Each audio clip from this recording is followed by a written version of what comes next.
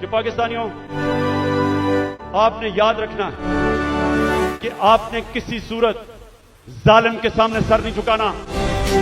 आपने अपनी आजादी के लिए ये जो खौफ का पुत है इसको तोड़ना है। ये जो पकड़ धकड़ तशद्दुद करना, रेंजर्स ले आए कि जी पुलिस नहीं तो रेंजर्स आ जाए, क्या इससे मुल्क ठीक हो जाएगा? क्या इससे लोग डर जाएंगे? लोगों ने नहीं अब डरना। ये जितना आप ये जुल्म करेंगे, लोगों की नफरतें बढ़ेंगी। जो निकलता है, जो जिसको आप तशद्दुद करके जब वो निकलता है उसके अंदर नफरत भरी होती है। तभी ये भी तरीका है कि इंसानों को भेड़ बकरियों की तरह डंडे मार के लाइन में करो। इंसान ऐसे नहीं होते।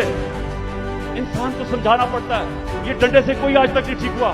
25 मार्च को पाकिस्तान वर्ल्ड कप जीता था। मेरी जितनी सारी टीम थी, और वो अभी सारे लोग क्रिकेट के ऊपर बातचीत करते हैं, कभी उनसे पूछें, सारी टीम दिल हार चुकी थी। सबका क्या था, हम इतना बुरा हमारा हालात थे, सबने कहा कि हम नहीं जीत सकते। एक आदमी था जो कहता था अभी हम जीतेंगे, और वो आपके सामने खड़ा है। आखिरी गेंद तक लड़ने वाला कप्तान था मैं, और अभी भी आखिरी गेंद तक लड़ूंगा अपने मुल्क के लिए। वो जिस तरह अभी तक पाकिस्तान चल रहा था, इस तरह हम चैलेंज नहीं जीत सकते। अब जो हम चैलेंज जीतेंगे, जब पाकिस्तान एक कौम बन जाएगी, हम एक कौम बन के इस मुल्क को निकाल लेंगे।